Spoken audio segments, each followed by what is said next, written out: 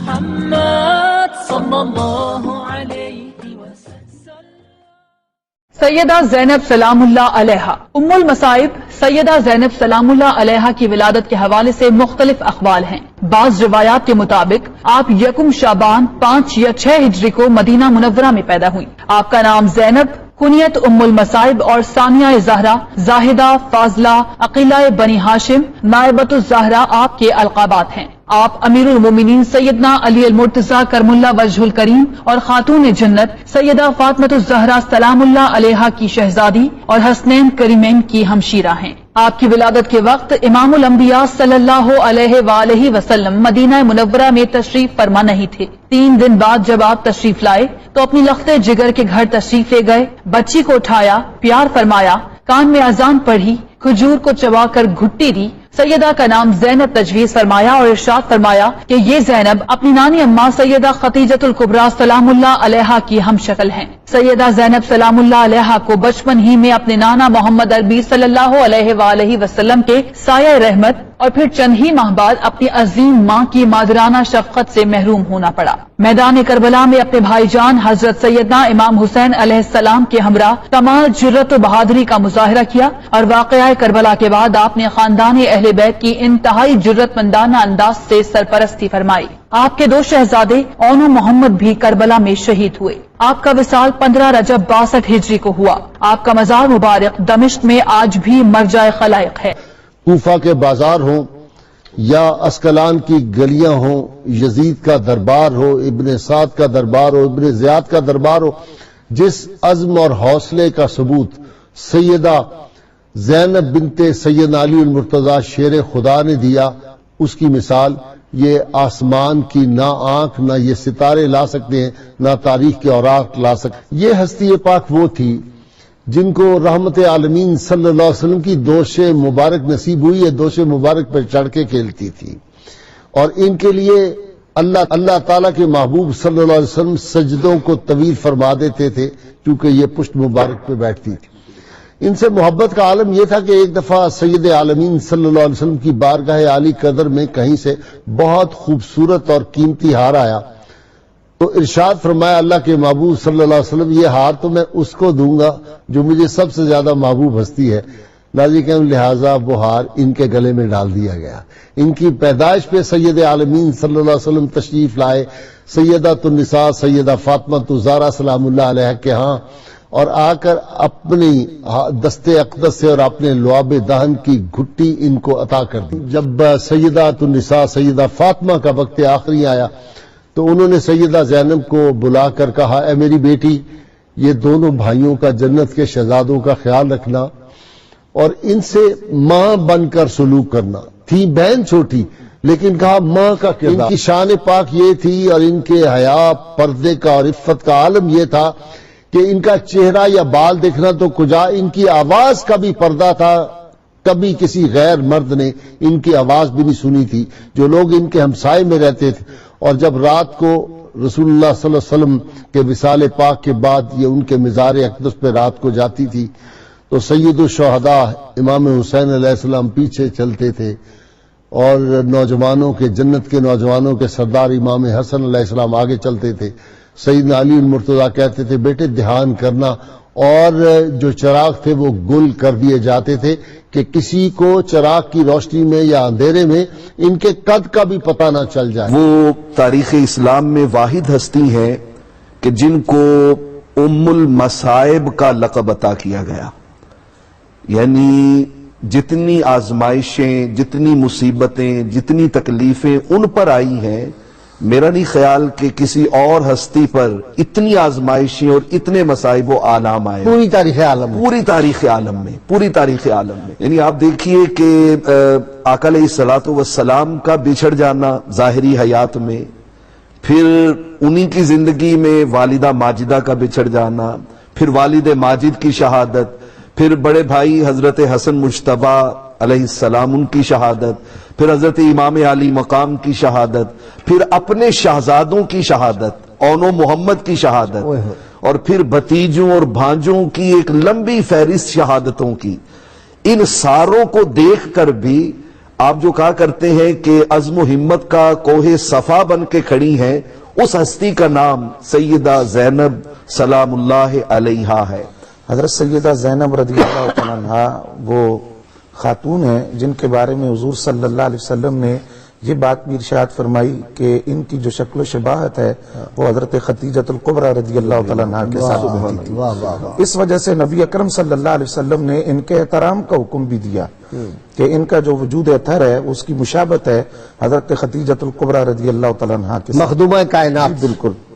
اور حضرت سیدہ زینب رضی اللہ تعالیٰ عنہا کی زندگی کو جب ہم دیکھتے ہیں تو مختلف پہلوؤں سے ہم دیکھتے ہیں، عالمہ، زاہدہ، عابدہ، پھر ایک مبلغہ کی حیثیت سے، معلمہ کی حیثیت سے، مفسرہ، فصیحہ، بلیغہ، خطیبہ کی حیثیت سے۔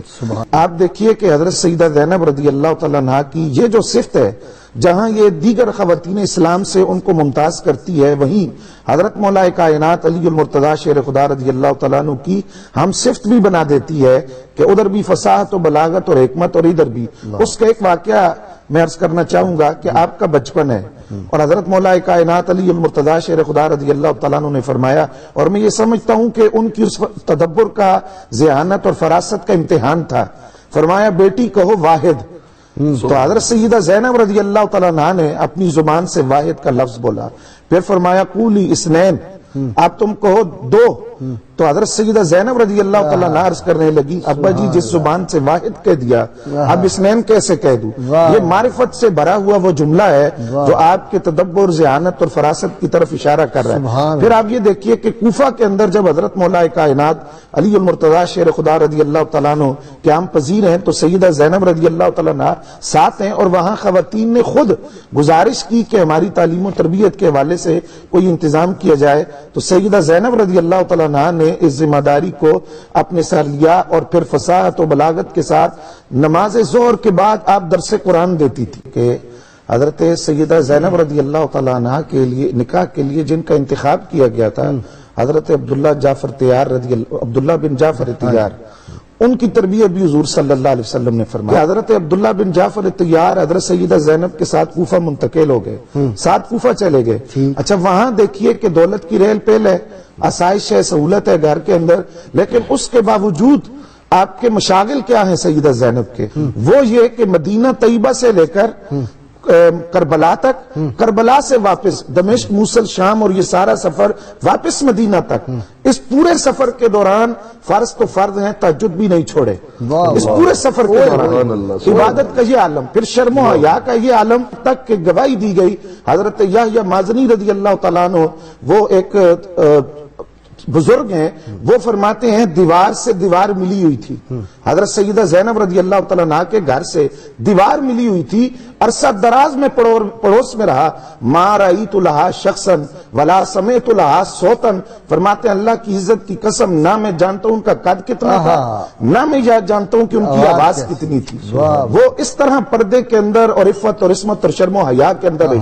پھر اس ازدواجی زندگی کو آپ دیکھیے کہ اس دولت کی ریل پیل کے باوجود آپ کا طریقہ کیا تھا۔ کمال یہ ہے کہ حضرت عبداللہ بن جعفر طیار نے امام علی مقام امام حسین رضی اللہ تعالیٰ عنہ سے فرمایا کہ مجھے رب نے دولت دی اس لیے کہ میں غربا میں تقسیم۔ حضرت امام علی مقام امام حسین رضی اللہ تعالیٰ عنہ جب روانہ ہوئے سفر کربلا کے لیے تو اس وقت آپ مدینہ شریف میں موجود تھی، لیکن وہ ایک خواہش تھی ساتھ جانے کی۔ اور میں یہ بات بھی عرض کر دوں کہ نبی اکرم صلی اللہ علیہ وسلم نے اپنی ظاہری حیات طیبہ میں اس بات کی طرف اشارہ فرمایا تھا، جب بھائی بہن کی آپس کی شدید محبت کو دیکھا تو اس وقت حضور صلی اللہ علیہ وسلم نے اپنی صاحبزادی حضرت خاتون جنت سیدہ فاطمہ الزہرا سلام اللہ علیہا سے فرمایا کہ ان کی جو محبت ہے اس کو دیکھ کر میں کہتا ہوں کہ جس طرح یہ اس زندگی میں اس طرح ساتھ ہیں، یہ غم میں بھی اپنے بھائی کے ساتھ ہوگی، مصائب میں بھی ساتھ ہوگی۔ حافظ ابن کثیر علیہ رحمہ نے اس استغاثے کو بیان کیا ہے۔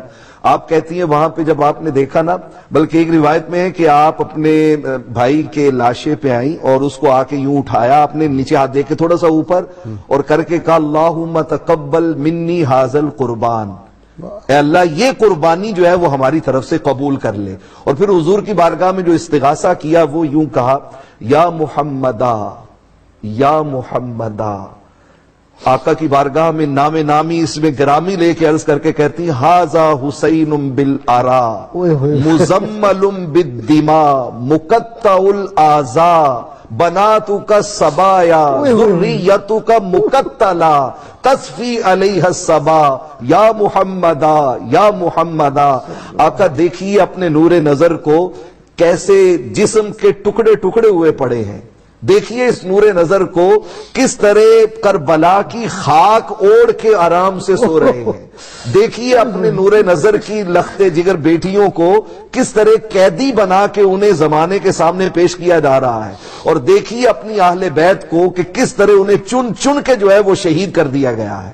ان الفاظ میں آپ نے استغاثہ تو پیش کیا، لیکن دوسری طرف ادھر یہ عالم ہے اور ادھر دوسری طرف جرت کیا ہے. جرت کیا ہے؟ ابن زیاد نے دیکھتے ہی کہا الحمدللہ الذی فضحکم وقتلکم وکذب حدوثتکم. اللہ کا شکر ہے کہ جس نے تمہارا یہ جو کہانی قصہ تھا جو تم نے لوگوں میں پھیلا رکھا تھا کہ ہم خلیفہ بنیں گے، اللہ نے اس کو جھوٹا ثابت کیا. معاذ اللہ اللہ نے تمہیں رسوا کیا. معاذ اللہ اللہ نے جو ہے وہ تمہیں مار دیا. جب اس نے یہ باتیں کی تو آپ نے کہا خاموش، میری بات سن. الحمدللہ الذی اکرمنا بمحمد. اللہ کا شکر ہے کہ اس نے ہمیں عزتیں دی ہیں حضور کی نسبت سے، آپ کے توسل سے. وطہرنا تطہیرا، اور اللہ کا شکر ہے کہ اس نے ہمیں تیرے ان ساری نجاستوں سے پاک اور صاف پہلے سے کر دیا ہوا ہے. پہلے سے کر دیا ہوا. اب اس کا جو جوش تھا نا وہ بھڑکا اس کے اوپر. تو اس نے کہا کہ تم دیکھ نہیں رہی ہو کہ یہ تمہارے بھائی کے ساتھ اور تمہاری اولاد کے ساتھ ہوا کیا ہے؟ تو آپ نے جواب میں ارشاد فرمایا کہ یہ تم تو یہ دیکھ رہے ہو نا، تم وہ وقت نہیں دیکھ رہے ہو کہ جب اللہ رب العالمین کی عدالت میں ان سارے خونوں کے جو گواہ جبرائیل ہوں گے اور اس کے دعوے دار جو ہیں وہ خود سرکار دو عالم صلی اللہ علیہ وسلم ہوں گے. اس وقت سناؤ تمہارا کیا جواب ہوگا. تو مطلب آپ کے اندر جرت اتنی زیادہ تھی کہ آپ کسی موقع پہ بھی ڈگمگائی نہیں ہے. اب زین العابدین کو بھی شہید کر دیا جائے تو آپ نے ان کو کلاوے میں لے لیا اور آپ نے کہا خبردار تم اس کو اس وقت تک ہاتھ نہیں لگا سکتے جب تک پہلے مجھے شہید نہ کرو. تو اس طرح آپ نے دین محمدی صلی اللہ علیہ وسلم کی قدروں کو بچا کے امت کے سامنے رکھا.